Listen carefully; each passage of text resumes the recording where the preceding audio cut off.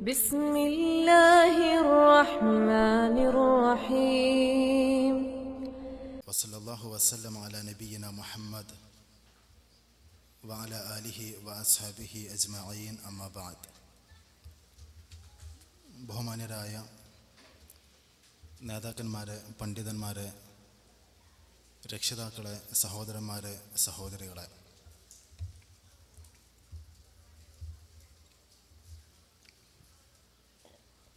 പുണ്യങ്ങളുടെ വസന്തതീരമായ പരിശുദ്ധ റമദാനിൻ്റെ പടിവാതിൽക്കലാണ് വിശ്വാസലോകം. തൻ്റെ ആയുസ്സിൽ ഒരു വ്യക്തിക്ക് കരഗതമാക്കാവുന്ന ഏറ്റവും സുവർണ കാലഘട്ടമായി പരിശുദ്ധ ദീനുൽ ഇസ്ലാം പരിചയപ്പെടുത്തുന്ന ഈ പവിത്ര മാസത്തിൻ്റെ ദിനരാത്രികളിലൂടെ കടന്നു പോകുമ്പോൾ ആത്മീയമായും മാനസികമായും ഒരു മുസ്ലിം എന്ന നിലയിൽ നാം ഉൾക്കൊള്ളേണ്ട തയ്യാറെടുപ്പുകളെ സംബന്ധിച്ചാണ് നേരത്തെയുള്ള അഭിസംബോധനയിൽ ബഹുമാന്യനായ പണ്ഡിത സുഹൃത്ത് ഷിഹാബ് എടക്കര ഗഹനമായി വിശദീകരിച്ചിരുന്നത്. ആ ഒരു വിഷയവുമായി ബന്ധപ്പെട്ട് അതിൻ്റെ ഒരു പൂർത്തീകരണവും അനുബന്ധവുമായി ഉൾക്കൊള്ളാവുന്ന ഏതാനും ചില ചിന്തകളാണ് അള്ളാഹുവിൻ്റെ മഹത്തായ തൗഫീഖ് കൊണ്ട് നമുക്ക് കൈവന്നിട്ടുള്ള ഈ ഒരു സന്ദർഭത്തിൽ എനിക്ക് നിങ്ങളുമായി പങ്കുവെക്കാനുള്ളത്.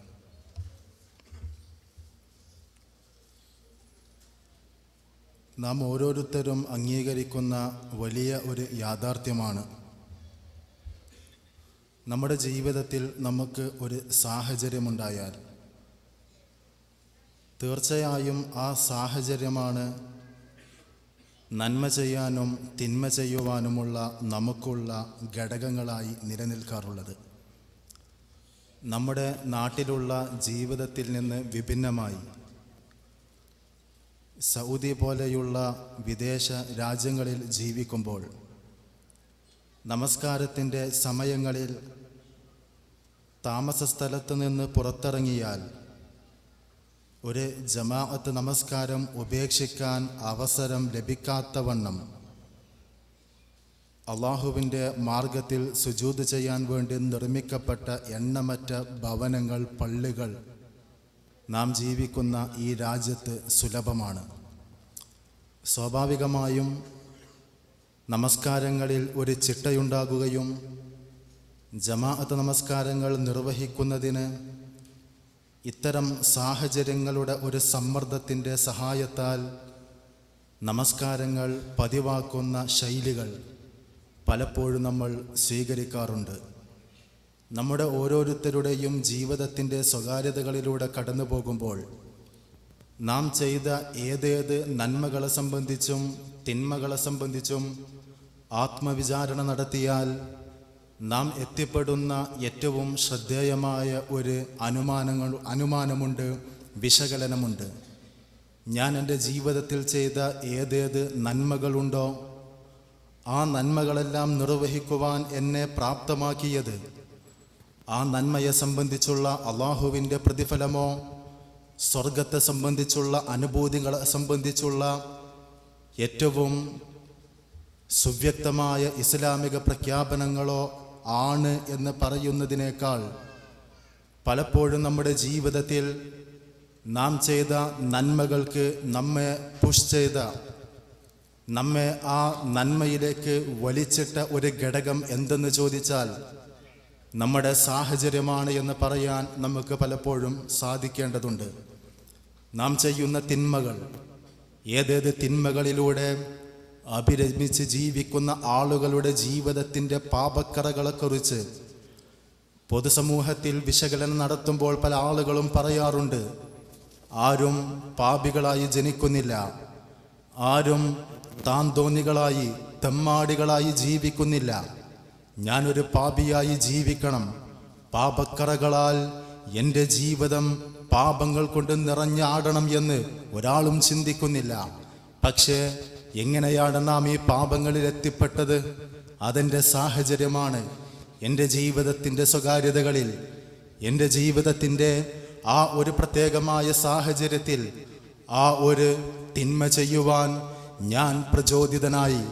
ആ സമയത്ത് ഞാൻ അള്ളാഹുവിനെ ചിന്തിച്ചില്ല. ആ സമയത്ത് ഞാൻ നരകത്തെ സംബന്ധിച്ച് ഓർത്തില്ല. ആ സമയത്ത് മലക്കുകൾ എൻ്റെ കർമ്മങ്ങൾ രേഖപ്പെടുത്തും എന്ന് ഞാൻ ഒട്ടും ഊഹിച്ചതില്ല. അത്തരം ഓർമ്മകളെപ്പോലും അവജ്ഞയോടെ മാറ്റി നിർത്തുവാൻ ഞാൻ ആഗ്രഹിച്ചു പോയി എന്നാണ് നമ്മുടെ ജീവിതത്തിൽ സംഭവിച്ച തിന്മകളുടെ കാരണങ്ങളെ സംബന്ധിച്ചുള്ള വിശകലനങ്ങളിൽ നാം പലപ്പോഴും എത്തിപ്പെടാറുള്ള സാഹചര്യം. ഞാനും നിങ്ങളും തിരിച്ചറിയുക, ഞാൻ എൻ്റെ ജീവിതത്തിൽ ചെയ്ത നന്മകളാവട്ടെ തിന്മകളാവട്ടെ, നാളെ മരണശേഷമുള്ള ഒരു ജീവിതത്തിൽ ലോകത്തിൻ്റെ നാഥൻ ആ നന്മകൾക്കും തിന്മകൾക്കും ഏറ്റവും ഗണ്യതമായ, തീർച്ചയായും ഒരു വ്യക്തിക്കും ചോദ്യം ചെയ്യാൻ സാധിക്കാത്ത ഒരു പ്രതിഫലത്തിൻ്റെ നാൾ നമ്മുടെ ജീവിതത്തിൽ വരാനുണ്ട് എന്നത് നാം പലപ്പോഴും തിരിച്ചറിയുന്ന ഒരു സത്യമാണെന്നിരിക്കെ നാം മനസ്സിലാക്കേണ്ട ഒരു യാഥാർത്ഥ്യം, നാളെ പരലോകത്ത് ഒരു വ്യക്തി ചെയ്ത നന്മയുടെയോ തിന്മയുടെയോ കാരണങ്ങൾ നിരത്തുമ്പോൾ, അല്ലാഹുവേ, എനിക്ക് ലഭിച്ച ഈ സാഹചര്യം കൊണ്ടാണ് ഞാൻ ഈ തിന്മ ചെയ്തത്, അതുകൊണ്ട് അല്ലാഹുവേ എന്നെ ഈ ശിക്ഷയിൽ നിന്ന് രക്ഷപ്പെടുത്തേണമേ എന്ന് ഒരു വ്യക്തിക്കും പറയാൻ സാധ്യമല്ല. വിശുദ്ധ ഖുർആനിൻ്റെ അനവധി ആയത്തുകളിലൂടെ കടന്നു പോവുക. അല്ലാഹുവേ, പാരമ്പര്യമായി ജീവിച്ച വിശ്വാസങ്ങളും ആചാരങ്ങളും ജീവിതത്തിൻ്റെ ഭാഗമാക്കി ഞങ്ങളുടെ പണ്ഡിതന്മാരെ അന്ധമായി സ്വീകരിച്ചു. എൻ്റെ കൂട്ടുകാർക്ക് അല്ലാഹുവിനേക്കാൾ പ്രവാചകനേക്കാൾ ഞാൻ പ്രാമുഖ്യം നൽകി. അതാണ് ഞാൻ ഈ ചെയ്ത തിന്മകളുടെ കാരണം. അതുകൊണ്ട് അല്ലാഹുവേ, അവർക്ക് നീ എന്നേക്കാൾ ശിക്ഷ നൽകണമേ.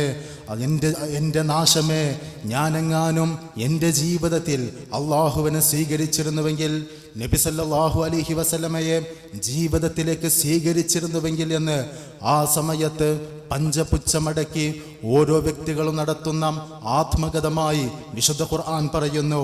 ഇസ്ലാമിക പ്രമാണങ്ങളിലൂടെ നാം ഓട്ടപ്രദക്ഷിണം നടത്തുമ്പോൾ ഈ ഒരു വസ്തുതയെ വിശുദ്ധ ഖുർആൻ ഗൗരവമായി പഠിപ്പിക്കുന്നു.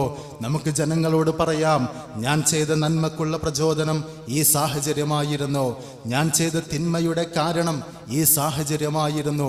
അത് നമുക്ക് പറയാം.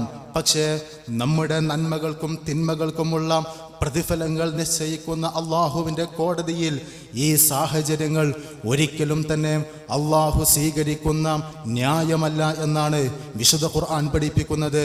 വിശുദ്ധ റമദാനിൻ്റെ സുന്ദരമായ മുഹൂർത്തങ്ങളിലേക്ക് കാലെടുത്തു വെക്കുമ്പോൾ തീർച്ചയായും നമ്മുടെ ചിന്തകളിലേക്ക് ഓളം തള്ളി കടന്നു വരേണ്ട വികാരങ്ങൾ ജീവിതത്തിൽ നാം സ്വീകരിച്ച, നമ്മുടെ ജീവിതത്തിൻ്റെ ഭാഗമായി നാം ഉൾക്കൊള്ളുന്ന നമ്മുടെ സാഹചര്യങ്ങളെ സംബന്ധിച്ചുള്ള ഒരു പുനർവിചിന്തനമാണ്. ഇസ്ലാമിക ചരിത്രത്തിൽ ഏതൊരു കുട്ടിക്കും അറിയാവുന്ന ഒരു ചരിത്രമുണ്ട്. റസൂൽ കരീം സല്ലല്ലാഹു അലൈഹി വസല്ലമ വിശദീകരിക്കുന്നു, നിങ്ങളുടെ പൂർവികരിൽ ഒരു വ്യക്തിയുണ്ടായിരുന്നു, അയാൾ താന്തോന്നിയായി ജീവിച്ചു, ആളുകളെ കൊന്നൊടുക്കി, ജനങ്ങൾക്കിടയിൽ പാപങ്ങളുമായി ജീവിച്ചു. 99 ആളുകളെ അയാൾ കൊന്നുകളഞ്ഞു. പിന്നീട് എപ്പോഴോ അയാൾക്ക് നന്നാവണം, ജീവിതത്തിൽ മാറ്റമുണ്ടാകണമെന്ന് അയാളുടെ മനസ്സിൻ്റെ വെമ്പൽ കൊള്ളുന്നു. അയാൾ ഒരു പണ്ഡിതനെ കാണുന്നു. ആ പണ്ഡിതനോട് പറഞ്ഞു, എനിക്ക് നന്നാവണം, ജീവിതത്തിൻ്റെ പാപക്കറകളിൽ നിന്ന്, അതിൻ്റെ മാനസികമായ കുറ്റബോധങ്ങൾ എന്നെ വേട്ടയാടാത്ത മുക്തമായ ഒരു ജീവിതം എനിക്ക് വേണം. ആ സമയത്ത് ആ പണ്ഡിതൻ പറഞ്ഞു, എങ്ങനെ നിനക്ക് അള്ളാഹു പുറത്തു തരും? 99 ആളുകളെ നീ കൊന്നുകളഞ്ഞു, നിനക്കെങ്ങനെ അള്ളാഹു പുറത്തു തരും? ഇതായിരുന്നു ആ പണ്ഡിതന്റെ മറുപടി. ഈ വ്യക്തിയെ സംബന്ധിച്ചിടത്തോളം ആ പ്രതികരണങ്ങൾ, ആ സംഭാഷണങ്ങൾ വിവേകങ്ങൾക്കപ്പുറത്ത് ജീവിതത്തിൻ്റെ വൈകാരികതകളിലേക്കുള്ള ഒരു തള്ളലായി വന്നപ്പോൾ ആ പണ്ഡിതനെ ഇയാൾ ആ സ്പോട്ടിൽ തന്നെ കൊന്നുകളയുന്നു. 100 പേരെ വധിച്ച വ്യക്തിയായി അയാളുടെ നാളുകൾ മുന്നോട്ട് പോകുന്നു. വീണ്ടും അയാളുടെ മനസ്സിൽ മാറ്റമുണ്ടാകുന്നു. മാറണം, ജീവിതത്തിൽ ഒരു മാറ്റമുണ്ടാകണം. മറ്റൊരു പണ്ഡിതനെ കാണുന്നു. ആ പുരോഹിതനെ കണ്ട് ജീവിതത്തിൻ്റെ നാൾവഴികളെക്കുറിച്ച് തൻ്റെ മനസ്സിൻ്റെ വേവലാതികൾ പറഞ്ഞു. ആ സമയത്ത് ആ പണ്ഡിതൻ പറഞ്ഞ വാചകം, നിനക്കല്ലാഹു പുറത്തു തരും, ഒരടിമക്ക് പുറത്തു തരില്ല എന്ന് പറയാൻ ആരാണുള്ളത് എന്നായിരുന്നു ആ പണ്ഡിതൻ നൽകിയിരുന്ന മറുപടി. നമ്മുടെ ജീവിതത്തിൽ പല സന്ദർഭങ്ങളിലായി നാം കേട്ടുപോയ ഈ ചരിത്രത്തിൻ്റെ ഓളങ്ങളിലേക്ക് നിങ്ങളെ കൂട്ടിക്കൊണ്ടു പോകുമ്പോൾ എൻ്റെ ഈ സംസാരം കേൾക്കുന്ന ഓരോരുത്തരും സഗൗരവത്തിൽ ഓർക്കേണ്ടത്, നിങ്ങൾ അടിവരയിട്ട് ഹൃദയങ്ങളിലേക്ക് സ്വാംശീകരിക്കേണ്ട ഒരു സന്ദേശമായി എനിക്ക് നിങ്ങളോട് സൂചിപ്പിക്കുവാനുള്ളത് ആ പണ്ഡിതൻ്റെ തുടർന്നുള്ള ചില വാചകങ്ങളാണ്. ആ പണ്ഡിതൻ പറഞ്ഞു, നിനക്കല്ലാഹു പുറത്തു തരും, അതിലൊരു സംശയവുമില്ല. പക്ഷേ നീ ഒരു കാര്യം മനസ്സിലാക്കണം, നീ ജീവിക്കുന്ന ഈ നാട് ഇന്നഹും ഖൗമുസൂ, ഇവര് പാപികളായ ജനതയാണ്, ഒരു ദുഷിച്ച ജനതയിലാണ് നീ ജീവിക്കുന്നത്. നീ ഈ നാട്ടിൽ ജീവിച്ചാൽ വീണ്ടും നീ തിന്മകളിലെത്തും, വീണ്ടും നീ തോന്നിവാസിയാകും. നന്മകളിലേക്ക് കടന്നു വരുവാനുള്ള നിന്റെ മനസ്സിൻ്റെ വെമ്പലുകൾക്ക് തടസ്സമായി ഈ നാടും ഈ ജനതയും ഈ സംസ്കാരവും ഈ സാഹചര്യങ്ങളും നിന്നെ എപ്പോഴും പ്രചോദിപ്പിക്കുന്നതാണ്. അതുകൊണ്ട് നീ ഈ നാട് വിട്ടു പോകണം, ഇന്ന നാട്ടിലേക്ക് നീ പോകണം. ആ നാടിൻ്റെ പ്രത്യേകത, അവരുടെ സാഹചര്യം, അവരുടെ സംസ്കാരം നിനക്ക് നന്മ നിറഞ്ഞ ജീവിതം തിരഞ്ഞെടുക്കുവാൻ നിന്നെ സഹായിക്കുന്നതാണ്. ഈ പണ്ഡിതൻ്റെ വാചകം അക്ഷരം പ്രതി സ്വീകരിച്ചുകൊണ്ട് ആ വ്യക്തി തൻ്റെ നാട്ടിൽ നിന്ന് നാടുവിടുന്നു, പുതിയ നാട്ടിലേക്ക് കടന്നു പോകുന്നു. യാത്രാമധ്യേ മലക്കുൽ മൗത്ത് വന്ന് അയാളുടെ റൂഹിനെ ഏറ്റുപിടിക്കുന്നു. നബി സല്ലല്ലാഹു അലൈഹി വസല്ലമ ആ ചരിത്രത്തിൻ്റെ പൂർത്തീകരണമായി പറഞ്ഞു, അള്ളാഹുവിൻ്റെ മാർഗത്തിൽ ഒരു സുജൂദ് പോലും നിർവഹിക്കാതെ 100 പേരെ കൊന്ന ഒരു വ്യക്തി നാളെ മരണശേഷമുള്ള ജീവിതത്തിൽ സ്വർഗത്തിൻ്റെ അവകാശിയാകുന്ന സുവർണമായ ഒരു സാഹചര്യമാണ് അല്ലാഹു തആല തൻ്റെ പാപികളായ ആളുകൾക്ക് ജീവിതത്തിൻ്റെ പാപങ്ങൾക്കുള്ള കാരണമായ സാഹചര്യങ്ങളെ വലിച്ചെറിഞ്ഞ് നന്നാവണമെന്ന് തീരുമാനിച്ചാൽ അവർക്ക് നൽകുക എന്ന് നബി സല്ലല്ലാഹു അലൈഹി വസല്ലം പറഞ്ഞു. ആ വ്യക്തിക്ക് തൗബ കൊടുക്കുവാനുള്ള കാരണം 100 പേരെ കൊന്ന വ്യക്തി ഒരു സുജൂദ് പോലും നിർവഹിച്ചിട്ടില്ല. പിന്നെ എന്തിൻ്റെ പേരിലാണ്, എന്ത് നന്മയാണ് ആ വ്യക്തി ചെയ്തത്? ഒരു യാത്ര ചെയ്തതാണോ? ആ യാത്രക്ക് എന്താണ് ഇത്രമാത്രം പ്രസക്തിയുള്ളത്? നന്മയുടെയും തിന്മയുടെയും മാലാകമാർ പരസ്പരം ശണ്ട കൂടി അയാളുടെ റൂഹിന് വേണ്ടി കലപില കൂടുന്ന, പരസ്പരം വാഗ്വാദത്തിൽ ഏർപ്പെടുന്ന ഒരു സാഹചര്യം എന്തുകൊണ്ടുണ്ടായി? ആ ചരിത്രത്തിൻ്റെ കാരണമായി നബി സല്ലല്ലാഹു അലൈഹി വസല്ലമയുടെ വാചകങ്ങൾക്ക് വിശദീകരണം നൽകിയ ഇസ്ലാമിക ലോകത്തെ മുഹദ്ദിസുകൾ രേഖപ്പെടുത്തുന്നു. ആ വ്യക്തി മനസ്സിലാക്കി, എൻ്റെ ജീവിതത്തിൻ്റെ തിന്മകൾക്കുള്ള കാരണം എൻ്റെ സാഹചര്യമാണ്. ആ സാഹചര്യം ഇനിയും എൻ്റെ ജീവിതത്തിലുണ്ടായാൽ നന്നാവണമെന്ന് ചിന്തിച്ചാലും ഞാൻ നന്നാവില്ല. ഞാൻ നിങ്ങളും ചിന്തിക്കുക, എപ്പോഴും സുബ്ഹി നമസ്കാരം നഷ്ടപ്പെടുന്നു, ജമാഅത്ത് നഷ്ടപ്പെടുന്നു. എപ്പോഴോ കുറ്റബോധമുണ്ടാകുമ്പോൾ നാം പറയുന്നു നന്നാവണമെന്നുണ്ട്. ചിലപ്പോഴൊക്കെ ഫേസ്ബുക്കുകളിൽ, വാട്സപ്പുകളിൽ നാം വായിച്ചു പോകുന്ന ഹാസ്യങ്ങൾ ചാലിച്ചുകൊണ്ടുള്ള ചില ചിന്തകളുണ്ട്. ഒരു വ്യക്തിയെക്കുറിച്ചുള്ള ഒരു ചെറിയ കഥയുണ്ട്. ഒരു വ്യക്തി പറഞ്ഞു, നാളെ ഞാൻ നന്നാവും, നാളെ ഞാൻ നന്നാവും എന്നൊരു വ്യക്തി പറഞ്ഞു. പക്ഷേ അടുത്ത പ്രഭാതത്തിൽ അയാളില്ല. അയാളെന്ന വ്യക്തി മരണപ്പെട്ടു കഴിഞ്ഞു. നാളെ നന്നാവും, ഇനി നന്നാവണം എന്ന് നാം തീരുമാനിച്ചാൽ നമുക്ക് നന്നാകുവാൻ ചിലപ്പോൾ സാധിച്ചു കൊള്ളണമെന്നില്ല. നിങ്ങൾ ചിന്തിക്കുക, നമ്മൾ എത്ര തൗബകൾ ചെയ്തു, എത്ര ഇസ്തിഗ്ഫാറുകൾ ചെയ്തു, ജീവിതത്തിൽ എത്ര ശബ്ദങ്ങൾ ചെയ്തു. ഇനി എൻ്റെ ഭാര്യയോട് ഞാൻ പരുഷമായി പെരുമാറില്ല, ഇനി എൻ്റെ ജീവിതത്തിൻ്റെ സ്വകാര്യതകളിൽ ഞാൻ തിന്മകൾ ചെയ്യില്ല, എൻ്റെ കാതുകൾ കൊണ്ട് ഞാൻ പാപങ്ങൾ കേൾക്കില്ല, എൻ്റെ കണ്ണുകൾ കൊണ്ട് ഞാൻ അശ്ലീലതകൾ ആസ്വദിക്കില്ല, ഇനി ഒരു വ്യക്തിയുമായി ഞാൻ മോശപ്പെട്ട ഒരു നിലപാടും സ്വീകരിക്കില്ല എന്ന് ശപഥം ചെയ്തവർ എവിടെ? നാം എത്ര തൗബകൾ ചെയ്തു, നാം എത്ര ഇസ്തിഗ്ഫാറുകൾ ചെയ്തു, എത്ര റമളാനുകൾ നമ്മുടെ ജീവിതത്തിൽ കടന്നുപോയി. എന്തേ നമ്മൾ നന്നാവാഞ്ഞത്? എന്തേ നമ്മൾ മാറാഞ്ഞത്? എന്തേ നമ്മുടെ ജീവിതത്തിൽ തൗബ ചെയ്ത വിഷയങ്ങളിൽ പോലും പാപങ്ങൾ ആവർത്തിച്ചു വരുന്നു? അവിടെ ഒരു കാരണമുണ്ട് എന്നാണ് ഇസ്ലാം പഠിപ്പിക്കുന്നത്. നമ്മൾ ഏതെങ്കിലും സന്ദർഭത്തിൽ ഒരു സീസണൽ ഭക്തിയുടെ ഏതെങ്കിലും ട്രെൻഡിൻ്റെ ഭാഗമായി ഒരു നിലപാട് സ്വീകരിക്കുന്നത് കൊണ്ട് യാതൊരു ഗുണവും ഉണ്ടാവില്ല. നമ്മൾ നമ്മുടെ ജീവിതത്തിന് ഒരു സാഹചര്യം ഉണ്ടാക്കണം. ഏതാണ് ആ സാഹചര്യം? ആ സാഹചര്യമായിരിക്കണം നമ്മെ നന്മയിൽ നിലനിർത്തേണ്ടത്. ആ സാഹചര്യമായിരിക്കണം തിന്മയെ തൊട്ട് നമ്മെ തടഞ്ഞു നിർത്തേണ്ടത്. ഇസ്ലാമിക ചരിത്രത്തിലെ ചില സംഭവ വികാസങ്ങൾ പരിശോധിക്കുക. വ്യഭിചാരമെന്നത് പാപമായി ഇസ്ലാം പഠിപ്പിക്കുന്നു. പക്ഷേ അവിടെ ഇസ്ലാം നടത്തിയ നിലപാടുകൾ വല തഖ്റബുസ്സിന, നിങ്ങൾ വ്യഭിചാരത്തോട് അടുത്തു പോകരുത് എന്നാണ്. കണ്ണിന്റെ വ്യഭിചാരം ഹറാമായ നോട്ടങ്ങളാണ്. കാതിന്റെ വ്യഭിചാരം ഹറാമായ കേൾവികളാണ്. നാവിന്റെ വ്യഭിചാരം ഹറാമായ സംസാരങ്ങളാണ് എന്ന് റസൂലുള്ള പറയുമ്പോൾ കണ്ണുകൊണ്ടും കാതുകൊണ്ടും നാവ് കൊണ്ടും ഹൃദയങ്ങൾ കൊണ്ടും വ്യഭിചാരത്തിന് സമാനമായ സാഹചര്യങ്ങളെ ഉപയോഗപ്പെടുത്തിക്കൊണ്ട് നാം നൈമിഷികമായ സുഖഭോഗങ്ങളിൽ അഭിരമിച്ച് ജീവിച്ചാൽ നാം വ്യഭിചാരികളുടെ ഗണങ്ങളിലേക്ക് വഴുതിപ്പോകുമെന്നാണ് ഇസ്ലാം പഠിപ്പിക്കുന്നത്. അതുകൊണ്ട് തന്നെയാണ് മനുഷ്യന്റെ ജീവിതത്തിൽ സാഹചര്യം എന്നത് ഇസ്ലാമികവൽക്കരിക്കുവാൻ മതം ഉപദേശിച്ചിട്ടുള്ളത്. റസൂലുള്ളയുടെ ഒരു വാചകം, കുല്ലു മൗലൂദ് യൂലദു അലൽ ഫിത്ര, ഏതൊരു വ്യക്തിയും ഏതൊരു ശിശുവും ജനിച്ചു വീഴുന്നത് ശുദ്ധ പ്രകൃതിയിലാണ്. ആ ശുദ്ധ പ്രകൃതിയിൽ ജീവിച്ചിട്ടും അവൻ്റെ രക്ഷിതാക്കൾ കാരണം അവൻ മജൂസിയാകുന്നു, യഹൂദിയാകുന്നു, ക്രൈസ്തവ വിശ്വാസിയാകുന്നു. അല്ലാഹു തആല സൂറത്തുർ റൂമിന്റെ 30-ാം സൂക്തത്തിലൂടെ പഠിപ്പിക്കുന്നത് ഫിത്രത്തുല്ലാഹി വഅഖിം വജ്ഹക ലിദ്ദീനി ഹനീഫ, നിങ്ങൾ അള്ളാഹുവിന് ഋജുമാനസരായി ജീവിക്കുകയും നിങ്ങളുടെ ജീവിതത്തെ അള്ളാഹുവിലേക്ക് തിരിക്കുകയും ചെയ്യണം. എന്നിട്ട് അല്ലാഹു തആല പറയുന്നു, നിങ്ങൾ ജീവിതത്തിലേക്ക് ഒരു ശുദ്ധ പ്രകൃതിയെ സ്വീകരിക്കേണ്ടതുണ്ട്. ഏതാണ് ആ ശുദ്ധ പ്രകൃതി? മനുഷ്യർക്ക് അല്ലാഹു തആല നൽകിയിട്ടുള്ള ആ ഫിത്രത്താണ്. അള്ളാഹു നൽകിയിട്ടുള്ള ആ ഫിത്ര നിങ്ങൾ സ്വീകരിക്കണം, ആ ശുദ്ധ പ്രകൃതി നിങ്ങൾ സ്വീകരിക്കണം എന്നാണ് മതം പോലും നമ്മോട് ഉദ്ഘോഷിച്ചിട്ടുള്ളത്. നമ്മുടെ ജീവിതത്തിൽ ആ ഒരു സാഹചര്യം പടുത്തുയർത്തുവാനാണ് നാം പരിശ്രമിക്കേണ്ടത്. റസൂലുള്ളാഹി സ്വല്ലല്ലാഹു അലൈഹി വസല്ലം പറഞ്ഞു, ഒരു വ്യക്തി തൻ്റെ കൂട്ടുകാരൻ്റെ മതത്തിലാണ്. അതുകൊണ്ട് തന്നെ ആരുമായിട്ടാണോ ഒരാൾ ചങ്ങാത്തം കൂടിയത് അവരുടെ നിലപാടുകൾ, സംസ്കാരങ്ങൾ, ജീവിതങ്ങൾ പരിശോധിച്ചാൽ അവനുമായി കൂട്ടുകൂടിയവരും ഏത് നിലപാടിലാണെന്ന് നിങ്ങൾക്ക് മനസ്സിലാക്കാം എന്ന് നബി സല്ലല്ലാഹു അലൈഹി വസല്ലം പഠിപ്പിക്കുന്നു. അവിടെയും അവൻ്റെ തിന്മകൾക്കും നന്മകൾക്കുമുള്ള സാഹചര്യമായി ആ സൗഹൃദ വലയത്തെ ഇസ്ലാം പരിചയപ്പെടുത്തുന്നു.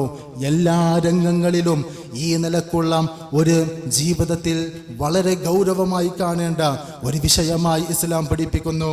നിങ്ങളുടെ സാഹചര്യം നിങ്ങൾ പടുത്തുയർത്തേണ്ടതുണ്ട്. ആ സാഹചര്യമാണ് നന്മ ചെയ്യാനും തിന്മ ചെയ്യുവാനും നമുക്കുള്ള ഘടകങ്ങൾ. ആ സാഹചര്യങ്ങളെ നന്നാക്കുവാനാണ് നാം പരിശ്രമിക്കേണ്ടത്. ഈ സാഹചര്യങ്ങൾ നന്നാക്കുവാൻ ഏറെ പ്രയാസമാണ്. അവിടെയാണ് വിശുദ്ധ റമളാനിൻ്റെ വ്യത്യാസം നമുക്ക് ദർശിക്കുവാൻ സാധിക്കുന്നത്. വിശുദ്ധ റമളാൻ എന്ന് പറഞ്ഞാൽ വർഷത്തിലെ മറ്റ് 11 മാസങ്ങളിൽ ജീവിക്കുന്നതിന് ആവശ്യമായ ഒരു സാഹചര്യത്തിന് വേണ്ടിയുള്ള പരിശീലന കളരിയാണ്. നാം സ്വമേധയാ ഒരു സാഹചര്യം ഉണ്ടാക്കാൻ ശ്രമിച്ചാൽ പലപ്പോഴും പാഴായിപ്പോവും, ആ പരിശ്രമങ്ങൾ വിഫലമായി പോകും. എന്നാൽ നന്മയുടെ തീരമുള്ള ഒരു പരിസരം, ഒരു സാഹചര്യം പടുത്തുയർത്തുവാൻ അല്ലാഹു തആല റമളാനിലൂടെ നമുക്ക് സൗഭാഗ്യം നൽകുന്നു. അതുകൊണ്ടാണ് നബി സല്ലല്ലാഹു അലൈഹി വസല്ലം പറഞ്ഞത്, ആകാശത്തിൻ്റെ അനുഗ്രഹീത കവാടങ്ങൾ തുറക്കപ്പെടും, മോട്ട് കാണിക്കുന്ന പിശാച് വർഗങ്ങളെ അല്ലാഹു തആല ചങ്ങലക്കിടും എന്ന് നബി സല്ലല്ലാഹു അലൈഹി വസല്ലം പറഞ്ഞു.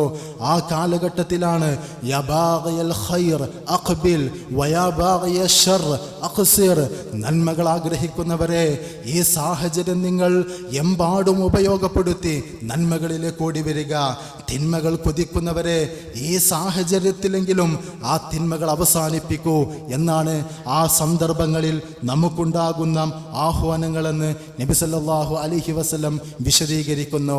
റയ്യാൻ എന്ന കവാടം സ്വർഗത്തിൻ്റെ 8 കവാടങ്ങളിൽ ഒരു കവാടത്തിൻ്റെ പേരാണ് എന്ന് പ്രവാചകൻ സല്ലല്ലാഹു അലൈഹി വസല്ലമ വിശുദ്ധ ഖുർആൻ സൂറ അഹ്സാബിലൂടെ വിശദീകരിക്കുന്നു. നോമ്പ് നോറ്റവർ ആണാവട്ടെ പെണ്ണാവട്ടെ അവർക്ക് മഹത്തായ പ്രതിഫലങ്ങൾ നാം നൽകുന്നതാണ്. അള്ളാഹുവിൻ്റെ മാർഗത്തിൽ നോമ്പ് നോറ്റാൽ 70 വർഷത്തെ വഴിദൂരം അവനെ നരകത്തിൽ നിന്ന് നാം അകറ്റി നിർത്തുന്നതാണ്.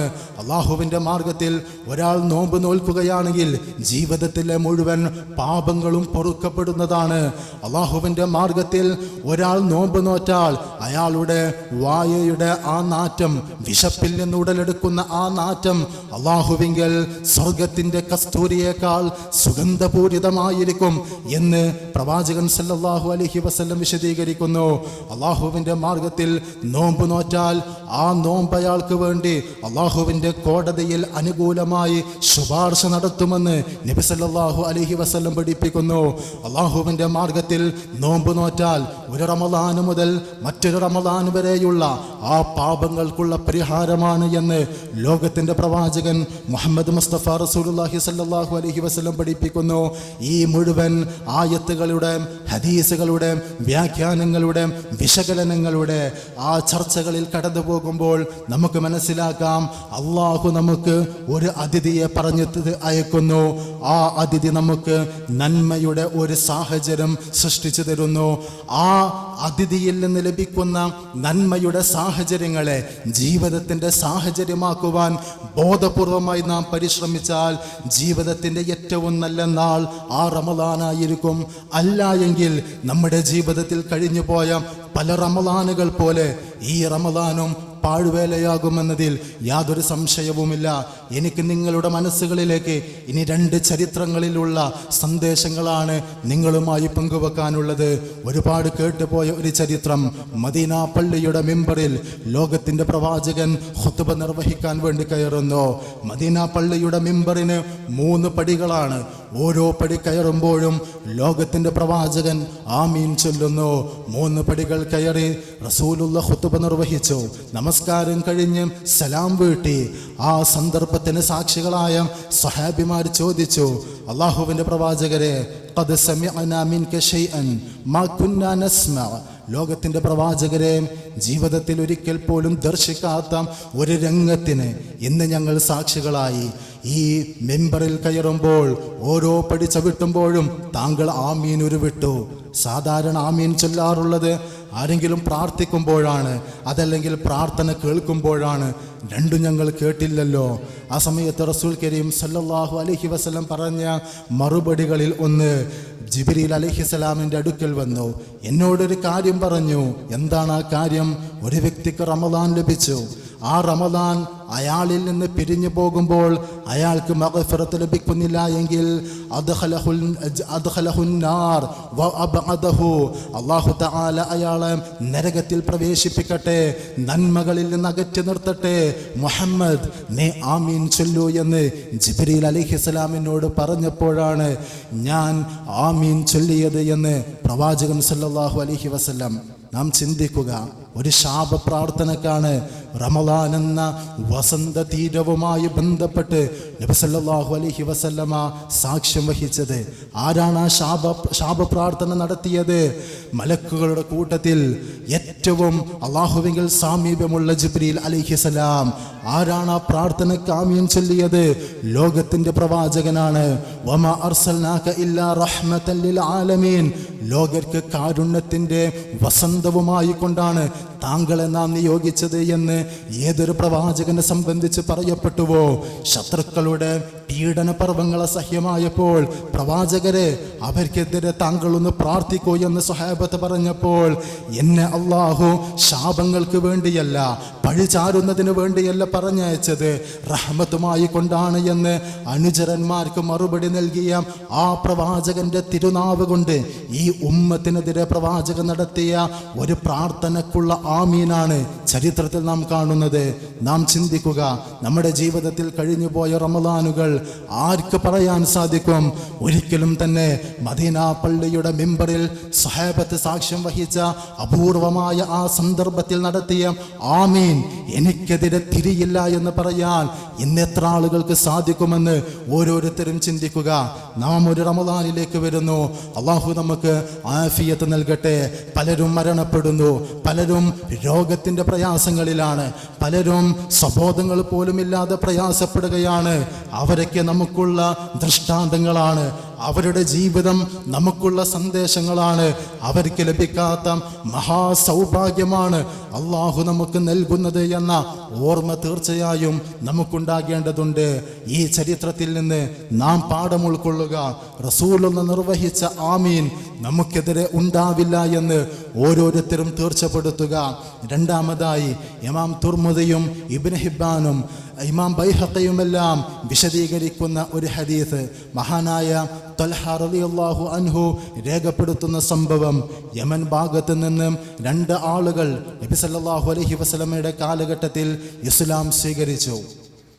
ആ 2 വ്യക്തികളിൽ ഒരാൾ ഒരുപാട് നന്മകൾ ജീവിതത്തിൽ ചെയ്തു. രണ്ടാമത്തെ വ്യക്തി ഒരു സാധാരണ ആബിദിനെ പോലെ ഒരു സാധാരണ മുസ്ലിമായി ജീവിച്ചു. ഒരിക്കൽ പ്രവാചകന്റെ കാലത്തൊരു യുദ്ധമുണ്ടാകുന്നു. ഈ 2 പേരും യുദ്ധത്തിൽ പങ്കെടുക്കുന്നു. ഒന്നാമൻ ആ യുദ്ധഭൂമിയിൽ ഷഹീദായി മരണപ്പെട്ടു. രണ്ടാമത്തെ വ്യക്തി പിന്നീട് 1 വർഷക്കാലം ജീവിച്ച് പിന്നീട് മരണപ്പെടുകയും ചെയ്തു. തൽഹ റളിയല്ലാഹു അൻഹു പറയുന്നു, ഞാനൊരിക്കൽ ഒരു സ്വപ്നം കണ്ടു.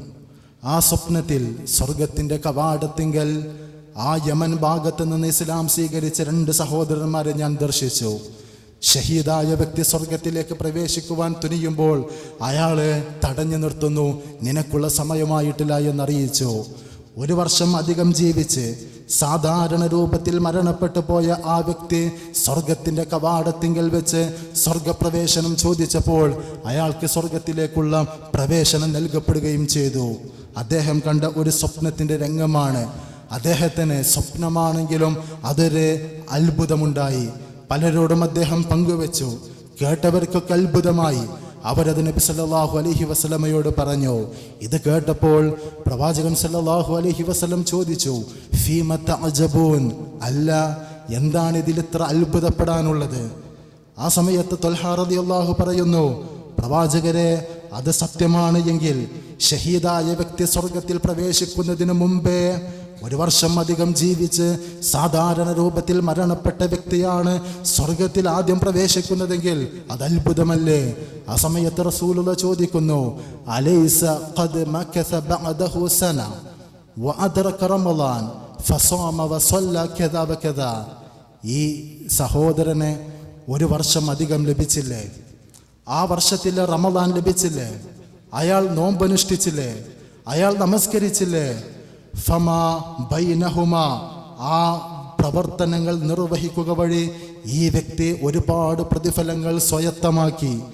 അങ്ങനെ ഈ വ്യക്തിയും ഷഹീദായ വ്യക്തിയും തമ്മിൽ അകലമുണ്ടായി.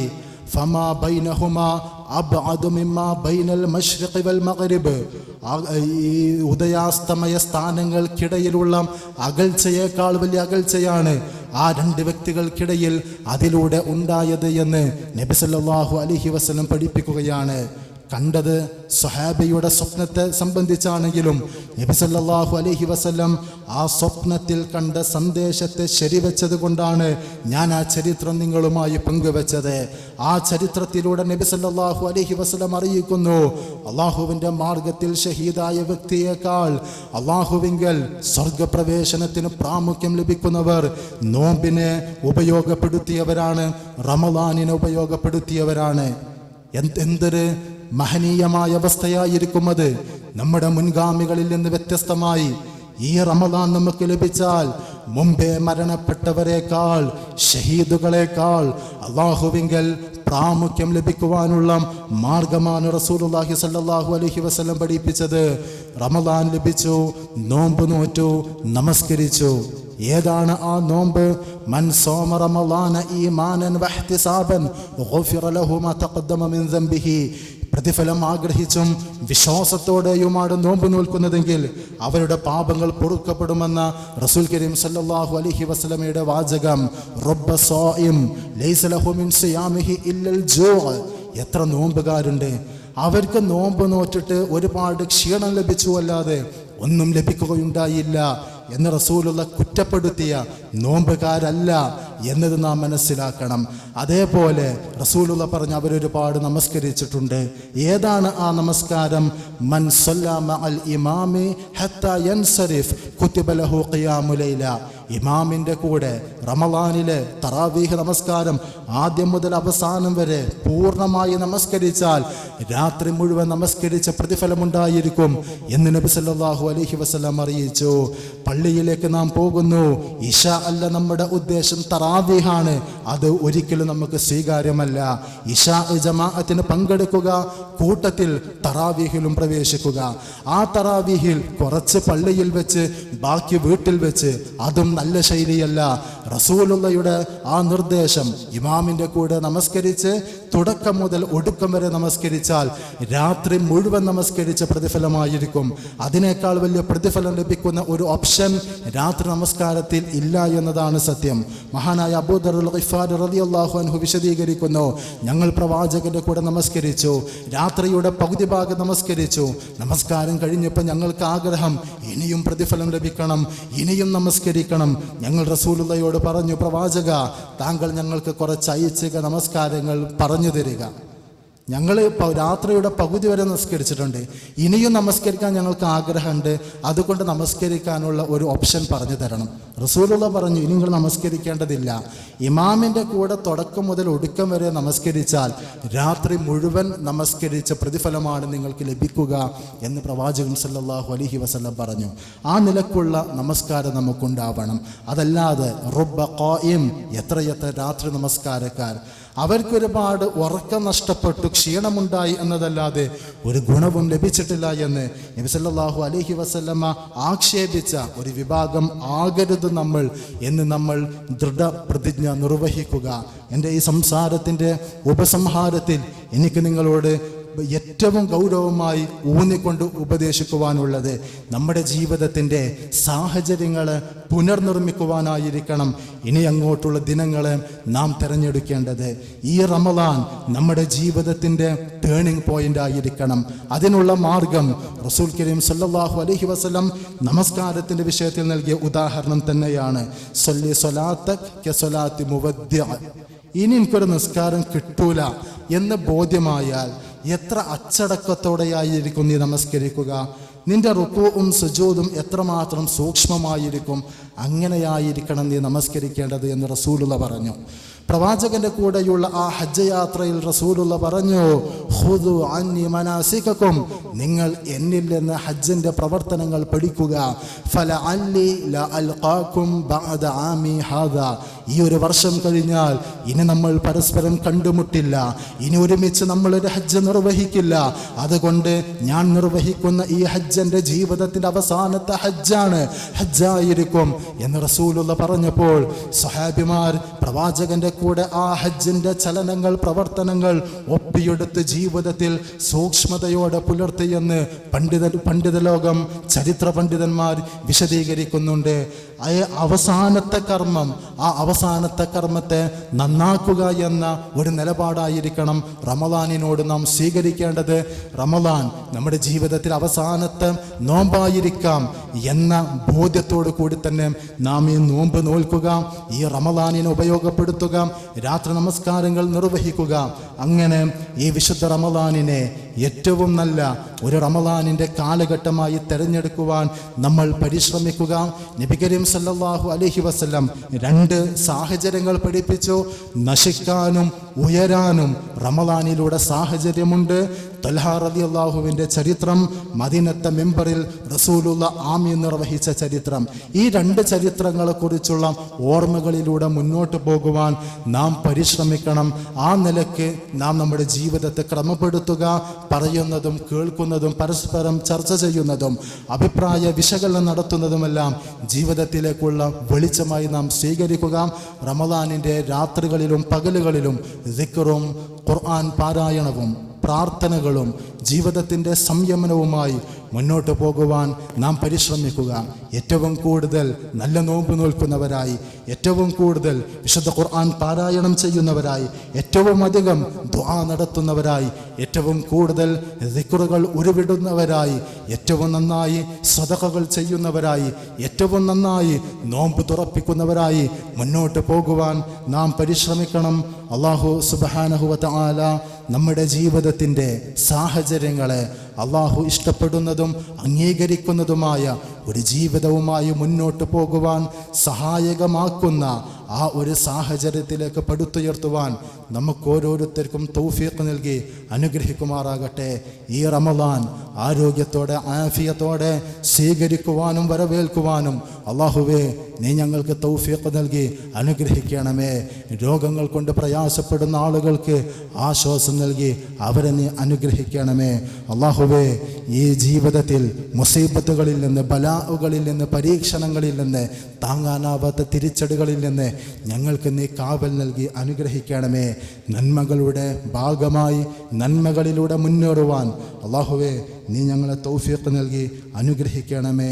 വസല്ലല്ലാഹു വസല്ലം അലാ നബിയിന മുഹമ്മദ് വൽഹംദുലില്ലാഹി റബ്ബിൽ ആലമീൻ. അസ്സലാമു അലൈക്കും വറഹ്മത്തുള്ളാഹി വബറകാതുഹു.